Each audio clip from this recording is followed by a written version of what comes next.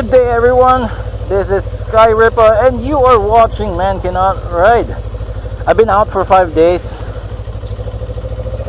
I went to my hometown for a vacation and it's good to be back on my bike for 5 days without riding. If you are going to leave your bike unattended for several days, it is actually better to remove the connections of the battery, the positive and the negative. Before, even with my car, I used to remove the negative only, but I realized that okay, I'll just remove both negative and positive. It's not a big deal, it's not a big job to do. That will ensure that the battery is not going to discharge through the connections. If you don't want to remove the battery and the connections regularly, if you're leaving the bike unattended, get a trickle charger. A trickle charger is something that you connect to your battery, to your bike, and you can leave it there. There's a trickle charger that you can actually, the first half or the line that connects to the battery, you can leave it connected to the battery, and then you can connect the trickle charger to that line when you leave the bike, and you can just disconnect it when you're gonna go riding.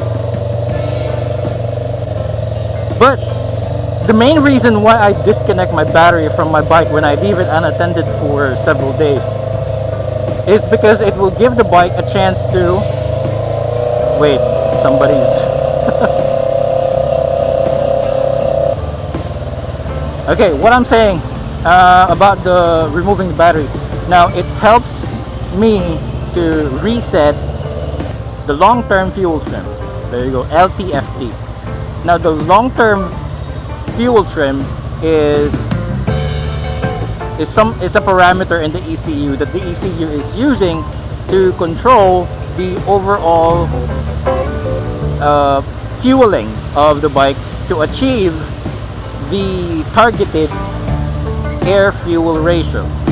Okay, so if let's say the target air fuel ratio is 14.7:1, which is the stoichiometric value, now the long-term fuel trim is going to be the one to make sure that the bike is going to make that air fuel ratio all the time, almost all the time, as much as possible. So the long-term fuel trim will add or subtract fuel depending on what the bike needs. If the bike is running rich, which means there's too much fuel and it is getting a rich mixture, then it will subtract fuel. If the bike is running lean, which means there's very little fuel, so the long-term fuel trim will add fuel, will tell the ECU to add fuel through the injectors. So that's how the long-term fuel trim works. Now it's just one of the parameters. There are a lot of parameters involved, and there are a lot of parameters in the ECU to ensure proper fueling. And it also depends on the targeted AFR, or targeted air fuel ratio. If the targeted air fuel ratio is 13, or let's say 13.5:1, then the long-term fuel trim will target that ratio. When you remove the battery, completely remove the battery from the bike, or disconnect the battery from the bike, the ECU is going to discharge, and the long-term fuel trim, which is in the memory of the ECU, it will reset to no value.